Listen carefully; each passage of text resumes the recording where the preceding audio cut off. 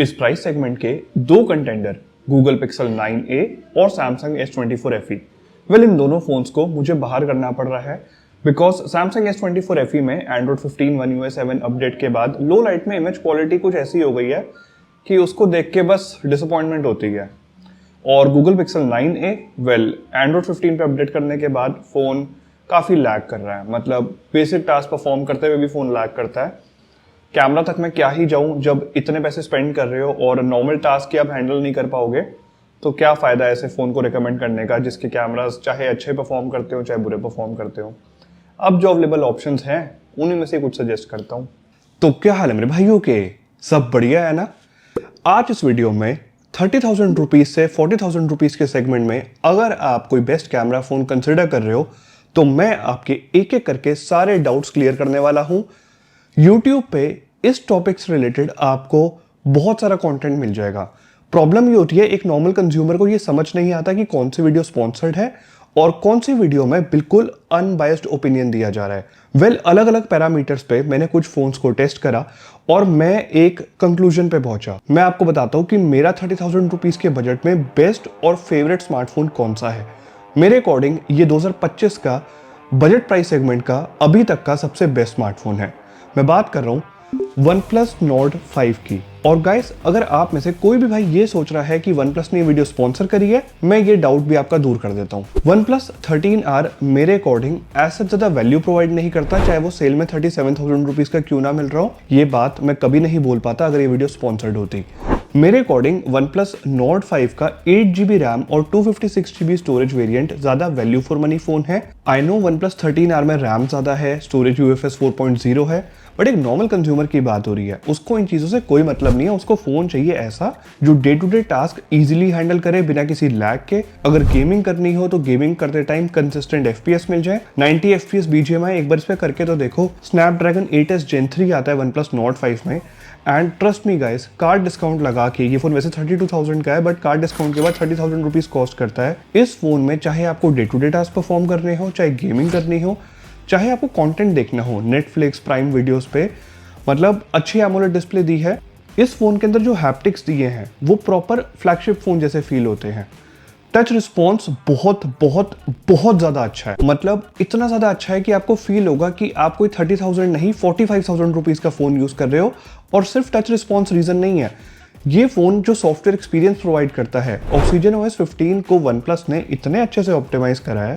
मैंने अभी तक इस फ़ोन में एक बार भी कोई ऐप क्रैश नोटिस नहीं करी, ना ये फ़ोन अपने आप रीस्टार्ट हुआ है, ना कोई लैग नोटिस करा है। And trust me guys, Android 15 के साथ मैं बहुत सारे फ़ोन्स टेस्ट कर रहा हूँ जहाँ पे मैंने लैग भी नोटिस करा है। सैमसंग S25 तक जैसे फ़ोन में कभी कभी फ़ोन रीस्टार्ट हो जाता है जिसका प्राइस बहुत ज़्यादा है। मैं कोई सैमसंग को क्रिटिसाइज नहीं करना चाहता, जस्ट बात कुछ समझाना चाह रहा हूँ, वो समझो। तो ये 30,000 रुपीज़ का फ़ोन है, बट क्या ये परफेक्ट फ़ोन है? Well no. क्या इस फ़ोन के कैमरास बहुत अच्छे हैं? बिल्कुल नहीं। लेकिन क्या इस फ़ोन के कैमरास 30,000 रुपीज़ को जस्टिफाई करते हैं? Yes and no. एक बात समझना, एक नॉर्मल कंज्यूमर 30,000 रुपीज़ की जगह 35,000 रुपीज़ में Vivo V60 जैसे फ़ोन्स ले लेता है, या थोड़ा बजट और स्ट्रेच करता है, सोचता है 40,000 रुपीज़ स्पेंड करता हूँ, एक ही बार फ़ोन लेना है, वो Samsung A56 परचेज कर लेता है ये सोच के कि उसको कैमरास बेटर मिल जाएंगे। बिकॉज यूट्यूब पे काफ़ी सारी वीडियोज़ वो देखते हैं, रिसर्च करते हैं, बट आपको जिस लेवल पे मैनिपुलेट किया जाता है आप इमेजिन भी नहीं कर सकते। OnePlus Nord 5 के कैमरा सैंपल्स को मैंने कंपेयर करके देखा Vivo V60 और Samsung A56 के साथ। फ्रंट कैमरा, Samsung A56 के फ्रंट कैमरा में एक तो ऑटो फोकस का सपोर्ट नहीं दिया गया, ऊपर से इमेज में ना थोड़ी नॉइस है, थोड़े ग्रेन्स है, तो डिटेल्स मिसिंग है, इमेज थोड़ी सॉफ्ट आई है। Vivo V60 में डिटेल सफिशिएंट है बट इमेज थोड़ी अंडर एक्सपोज्ड है। OnePlus Nord 5 के फ्रंट कैमरा में ऑटो फोकस भी दिया गया है, V60 में भी है ऑटो फोकस वैसे, बट क्लियरली OnePlus Nord 5 की इमेज प्रॉपरली एक्सपोज्ड है, वाइट बैलेंस ऑन पॉइंट है, अगेन डिटेल सफिशिएंट है। और OnePlus Nord 5 का front camera 4K video 60 FPS पे रिकॉर्ड कर लेता है। ये फीचर तो OnePlus 13R में भी नहीं है। और मैं इस वीडियो में आपका बिल्कुल भी टाइम नहीं वेस्ट करना चाहता। Trust me guys, day light में जब इमेजेस कैप्चर करेंगे तो फर्क सिर्फ 19-20 का है। मैं बिल्कुल डे लाइट पे जाना ही नहीं चाहता। फर्क आता है लो लाइट में, बिकॉज वहीं पे ज्यादातर कैमरा फोन स्ट्रगल करते हैं। और इस वीडियो के थ्रू मैं आपको क्या समझाना चाहता हूँ ये चीज एक्सप्लेन करने के लिए मेरे को थोड़े से expensive phones like Vivo X200 FE and iPhone 15, इन दोनों फोन्स को भी इंक्लूड किया। और अब कैमरा सैंपल्स पे आते हैं, क्योंकि वो मैं जब आपको समझाऊंगा तभी आप रिलेट कर पाओगे। पहले OnePlus Nord 5, Vivo V60 और Samsung A56 से मैं एक कैफे में था, लो लाइट में मैंने ये सैंपल शॉट कैप्चर करा तीनों ही फोन्स के प्राइमरी सेंसर से। एक चीज क्लियर है, सबसे पहले आप बैकग्राउंड में देखो तो तीनों इमेजेस में नॉइस देखने को मिल रही है। और मैं ये नहीं कह सकता कि किसी फोन में नॉइस कम है या ज्यादा है, तीनों फोन्स में काफी नॉइस है। कम होनी चाहिए थी, डेफिनेटली कम होनी चाहिए थी, बट प्राइस को ध्यान में रखो कि वीवो और सैमसंग के फोन्स एक्सपेंसिव है, still same amount of noise तीनों इमेजेस में है। उसके बाद Vivo V60 में थोड़ा वियर्ड सा मेजेंटा टिंट देखने को मिला, OnePlus Nord 5 में थोड़ा वियर्ड सा ग्रीनिश टिंट देखने को मिला, और Samsung A56 इसका वाइट बैलेंस छुट्टियों पे चला गया है। मतलब ये वाइट बैलेंस को दूर दूर तक मेंटेन नहीं कर पाया और इमेज में बहुत ज़्यादा कूल टोन देखने को मिली, जबकि कैफे के अंदर सिर्फ और सिर्फ वार्म लाइट्स ऑन थी। यहाँ पे थोड़ा सा येलोइश टिंट मैं एक्सपेक्ट कर रहा था जो देखने को मिला वीवो और OnePlus की इमेज में, but for some reason Samsung के कलर्स टोटली ऑफ है। इसके अलावा अगर मैं जूम करके दिखाऊं तो तीनों इमेजेस में अगर आप डिटेल्स देखोगे तो मेरी शोल्डर की तरफ, मतलब मेरे फ्रेंड के शोल्डर की तरफ आप नोटिस करो, Vivo V60 की इमेज में डिटेल्स थोड़ी सी मिसिंग है, इमेज थोड़ी सी सॉफ्ट आई है कंपेयर टू Samsung एंड OnePlus जहां पे डिटेल्स सफिशिएंट देखने को मिली हैं। और स्किन टोन्स लो लाइट में ठीक है, मेरे को Vivo और OnePlus की ऑब्वियसली थोड़ी सी बेटर लग रही है स्किन टोन्स, बिकॉज Samsung में कूल टोन थोड़ी ज़्यादा है, तो पता नहीं स्किन टोन्स भी थोड़ी वियर्ड है। अब बस आपको डिफरेंस एक्सप्लेन करने के लिए मैंने थोड़े से एक्सपेंसिव आईफोन 15 और Vivo X200 FE इन दोनों फोन्स को भी इंक्लूड करा, सेम इमेज कैप्चर करी। वैसे मैं आगे बताऊंगा इन दोनों फोन्स का प्राइस कट होना है सेल में, कितना होगा वो बताता हूँ। पहले इमेज देखो आप, अगर आप बैकग्राउंड में देखोगे तो पहले जो तीन फोन्स थे यहाँ पे नॉइस देखने को मिल रही थी तीनों की फोटोज में, बट आईफोन में और Vivo X200 FE में क्लियरली नॉइस काफ़ी कम है। अपार्ट फ्रॉम दैट अगर आप मेरे फेस की तरफ भी जूम करूंगा तो डिटेल्स बेटर है, वाइट बैलेंस बेटर मेंटेन्ड है, और वो जो नेचुरल वार्म टोन की मैं बात कर रहा था वो भी बहुत अच्छे से मेंटेन करी है दोनों ही फोन्स ने। तो ये वाले सैंपल शॉट्स क्लियरली Vivo और आईफोन ने बहुत बहुत अच्छे से कैप्चर करे हैं compare to all the previous 3 phones. अगर मेरी बात थोड़ी बहुत भी समझ आई है तो सब्सक्राइब कर दो, वीडियो को लाइक कर दो। आई नो हम सब चाहते हैं कि लो लाइट में फ़ोन अच्छे पोर्ट्रेट शॉट्स भी कैप्चर कर ले, और Vivo V60 एक लौता फ़ोन है जिसमें टेलीफोटो लेंस दिया गया है, और ये टेलीफोटो लेंस अच्छा भी है। वेयर एज सैमसंग में और OnePlus में इन दोनों फ़ोन्स में टेलीफोटो लेंस नहीं है। अब OnePlus ठहरा 30,000 रुपीज़ का फ़ोन, मैंने एक्सपेक्ट भी नहीं किया था, लेकिन Samsung A56 45,000 रुपीज़ का ये फ़ोन सैमसंग ने लॉन्च किया था ऑफर्स वगैरह के बाद, नेगोशिएशन के बाद। ठीक है, अब 38-40,000 रुपीज़ में मिल जाता है, बट होना चाहिए था टेलीफोटो लेंस। छोड़ो, इमेज क्वालिटी पे आते हैं गाइस। ये वाले सैंपल शॉट में सबसे पहले तो OnePlus Nord 5 का पोर्ट्रेट शॉट मुझे बिल्कुल अच्छा नहीं लगा। आई अंडरस्टैंड जो ह्यूमन सब्जेक्ट है, यहाँ पे ना एक्सट्रीम लो लाइट थी, बस फेस के ऊपर की तरफ से थोड़ी सी लाइट आ रही थी।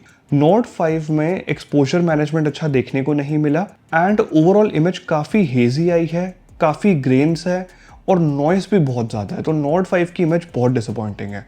Vivo V60 और Samsung A56 में से अगर किसी एक को पिक करना हो तो सबसे पहले आप देखोगे कि Samsung A56 की इमेज में बैकग्राउंड में यहाँ पे येलो कलर का एक बोर्ड था जहाँ पे लाइट्स ऑन थी येलो कलर की, वो थोड़ी थोड़ी ओवर एक्सपोज हो रही है। Vivo V60 ने एक्सपोजर मैनेजमेंट बहुत अच्छे से मेंटेन करा है, लेकिन Vivo V60 की इमेज देखने में आपको ज़्यादा ब्राइट भी लगेगी, बट मेरे फोरहेड की तरफ देखो, ये वाला एरिया थोड़ा सा ओवर एक्सपोज हो रहा है। चलो इसको भी एक्सेप्ट कर लेते हैं, पोस्ट प्रोसेसिंग में आप थोड़ा एडिट कर सकते हो, बट आप नॉइस को कैसे हटाओगे? आई मीन अगर आप यहाँ पे देखोगे तो क्लियरली Samsung A56 की इमेज थोड़ी सी अंडर एक्सपोज होने के बावजूद Samsung A56 की इमेज में डिटेल्स बेटर है, नॉइस काफ़ी कम है कंपेयर टू Vivo V60। और Vivo इस फ़ोन को प्रमोट कर रहा है कैमरा सेंट्रिक फ़ोन बोल के। कैमरा सेंट्रिक फ़ोन में इतनी नॉइस नहीं होती लो लाइट में, जबकि इसमें प्रॉपर टेलीफोटो लेंस दिया गया है, उसके बाद भी इतनी नॉइस, और वो टेलीफोटो लेंस भी अच्छा है, बट इमेज प्रोसेसिंग में काम नहीं करा। वेल, इतना क्रिटिसाइज मैं क्यों कर रहा हूँ अब आपको मैं समझाता हूँ। दोबारा फ्रेम में लेके आते हैं आईफोन 15 की फ़ोटो को और Vivo X200 FE की फ़ोटो को। आईफोन 15 लो लाइट में अच्छे पोर्ट्रेट्स नहीं कैप्चर कर पाता, I mean no doubt, yes exposure management अगर आप मेरे फेस पे देखोगे तो इसने हाईलाइट्स को बहुत अच्छे से मेंटेन करा है, बट अगर आप बियर्ड की तरफ देखो, ऊपर हेयर की तरफ देखोगे तो नॉइस है इमेज में। Vivo X200 FE ने एक almost perfect sample shot capture किया, जहां पे अगर आप बैकग्राउंड में देखोगे तो फ्रेम में जो लाइट्स हैं वो बिल्कुल भी ओवर एक्सपोज नहीं हो रही, वहां पे जो कलर्स है लाइट्स का वो भी अच्छे से मेंटेन्ड है। अगर सब्जेक्ट की तरफ, फेस की तरफ देखोगे तो हाईलाइट मैनेजमेंट बहुत अच्छा देखने को मिला और नॉइस बहुत बहुत कम देखने को मिली। I mean, मैं जूम करके भी अगर दिखा रहा हूँ आपको तो भी मुझे एज सच नॉइस नोटिस नहीं हो रही। इतना अच्छा सैंपल शॉट इतनी डार्क एनवायरनमेंट में, इतनी लो लाइट में Vivo X200 FE ने कमाल कर दिया। एंड मैं आपको बताऊं, जो telephoto lens Vivo X200 FE में है, ये same telephoto lens, same camera sensor Vivo V60 में भी है, बट वहाँ पे इमेज प्रोसेसिंग उतनी अच्छी नहीं है और जो प्रोसेसर है वो इन्फीरियर होने की वजह से ISP में भी फर्क आ जाता है, तो Vivo V60 का कैमरा उतना अच्छा परफॉर्म नहीं कर पाता। ये चीज़ पहले जब किया था कंपैरिजन तब भी बताई थी। एक बात बताऊं, इतनी थोड़ी सी बेटर इमेज क्वालिटी के लिए 5000 या 10,000 रुपीज एक्स्ट्रा स्पेंड करना वर्थ है? ये सवाल आपको खुद से पूछना है। बस एक बात अपने दिमाग में डाल लो, अगर मैं आपको 2 दिन के लिए Vivo V60 यूज करने के लिए दूं, उसके बाद अगले 2 दिन के लिए Samsung A56 यूज करने के लिए दूं, लास्ट में मैं आपको OnePlus Nord 5 यूज करने के लिए अगर दूं, देन ट्रस्ट मी, आप दोबारा Samsung और Vivo की तरफ मुड़ के भी नहीं देखोगे। इतना ज्यादा बेटर सॉफ्टवेयर एक्सपीरियंस होने की वजह से डे टू डे यूजेज में OnePlus Nord 5 काफी ज्यादा बेटर फील होता है। और ये बात आप रिलेट तभी कर पाओगे जब आप इन तीनों फोन्स को एक्सपीरियंस करोगे। बट आपके बिहाफ पे जो भाई मेरे पे ट्रस्ट करते हैं, मैंने तीनों फोन यूज करके देखे हैं एंड उस बेसिस पे OnePlus Nord 5 बहुत बेटर फील होता है। बट गाइस, जो मेजर डिफरेंस आपको देखने को मिलेगा वो तब देखने को मिलेगा कैमरा क्वालिटी में जब आप 45,000 रुपीज के अराउंड फोन्स परचेस करोगे, लाइक iPhone 15 जो बिग बिलियन डेज में फ्लिपकार्ट पे नहीं, सॉरी, ये Amazon great Indian festival sale में मोस्ट प्रोबेबली 43 से 45,000 रुपीज में मिलेगा 128GB वेरिएंट। और iPhone 15 यस लो लाइट में Vivo X200 FE जितना अच्छा पोर्ट्रेट शॉट कैप्चर नहीं कर पाता, बट iPhone 15 के पास अपनी एडवांटेज है कि जितनी अच्छी हाई क्वालिटी में 4K वीडियोस iPhone 15 रिकॉर्ड करता है, Vivo X200 FE उसके आसपास भी नहीं है। तो अगर आपको अच्छी वीडियोस रिकॉर्ड करनी है, डे लाइट में कमाल के पोर्ट्रेट्स iPhone भी कैप्चर कर लेगा, अच्छी डायनामिक रेंज, अच्छी फोटोज आ जाती हैं, कलर साइंस भी iPhone की अच्छी है, तो आप वीडियोस रिकॉर्ड करने के साथ साथ अच्छी इमेजेस लेना चाहते हो, आप iPhone पे जाओ। इवन इससे थोड़ा और सस्ता आपको Samsung S24 मिल जाएगा, जो again high quality 4K videos record कर सकता है और डे लाइट में बहुत बहुत अच्छी इमेजेस कैप्चर करता है। Samsung S24 मेन सेंसर से भी, टेलीफोटो सेंसर से भी इमेजेस बहुत अच्छी आती हैं। इट्स जस्ट लो लाइट में कैमरा काफी स्ट्रगल करता है, इमेजेस में नॉइस देखने को मिलती है और थोड़े ऑयल पेंटिंग जैसे कलर्स देखने को मिलते हैं, स्पेशली जब ह्यूमन सब्जेक्ट की इमेजेस कैप्चर करते हैं। तो Samsung S24 Flipkart big billion days में 128GB वेरिएंट 38 से 40,000 रुपीज का मिल जाएगा और 256GB स्टोरेज के लिए आपको 5,000 एक्स्ट्रा पे करने होंगे। बस मेरा मन नहीं कर रहा कि मैं आपको Samsung S24 रेकमेंड करूं। इसमें ना 3 एस्पेक्ट में कॉम्प्रोमाइज करना पड़ेगा। पहला है बैटरी बैकअप अच्छा नहीं देगा आपको ये फोन, दूसरा इसमें नेटवर्क रिलेटेड इश्यूज हैं और तीसरा इस फोन में थोड़े हीटिंग इश्यूज भी हैं। क्या 2025 में Samsung S24 कैसा परफॉर्म करता है, इसके ऊपर डिटेल्ड रिव्यू देखना है? बताना नीचे कमेंट में, अगर बोलोगे तो कर दूंगा। अगर आप ऐसे ज़्यादा वीडियोस नहीं रिकॉर्ड करते, आपका बजट लेट्स से 35-40,000 था, आप अच्छा कैमरा फोन देख रहे थे, देन आपको Vivo X200 FE पे जाना चाहिए। 5,000 रुपीज बजट स्ट्रेच करो, because current price Vivo X200 FE का आई नो 48,000 रुपीज है, बट जब Flipkart big billion day start होंगे, अभी मैंने क्रोमा पे भी पता करा, विजय सेल्स पे पता करा, सब जगह 48,000 का मिल रहा है, बट 45,000 रुपीज में इजीली मिल जाएगा Vivo X200 FE का 256GB वेरिएंट सेल के टाइम पे। चाहे ऑफलाइन से लो, ऑनलाइन में I am not sure, but offline में पक्का मिल जाएगा क्योंकि Vivo के फोन्स पे आप अच्छा नेगोशिएट कर सकते हो ऑफलाइन में।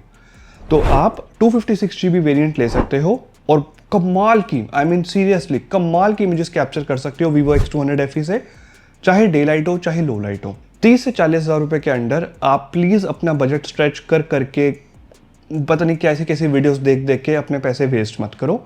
या तो 30,000 रुपीज में एक ओवरऑल बैलेंस्ड फोन की तरफ जाओ, लाइक OnePlus Nord 5, या फिर बजट स्ट्रेच करो और मैंने आपको 2 ऑप्शंस दे दिए, iPhone 15 और Vivo X200 FE, जो 45,000 के राउंड मिलेंगे। इस वीडियो को बनाने का सिर्फ और सिर्फ यही इंटेंशन था कि आप मेरी इस बात से रिलेट कर पाओ, इसीलिए मैंने आपको कुछ सैंपल्स दिखाए और बहुत ही ईजी लैंग्वेज में एक्सप्लेन किया। अगर कंटेंट इन्फॉर्मेटिव लगा है, अगर मेरी बात थोड़ी बहुत भी समझ आई है, तो सब्सक्राइब कर दो, वीडियो को लाइक कर दो। आई नो थोड़ा सा डिसअपॉइंट भी करा होगा, आप सोच रहे होगे कि मैं 35-40,000 में बता दूंगा कोई अच्छा कैमरा फ़ोन, बट मैं भी मजबूर हूँ। बहुत सारे फ़ोन्स टेस्ट करने के बाद मैं इस कंक्लूजन पे पहुँचा हूँ। बात को समझो। नेक्स्ट वीडियो में मिलता हूँ।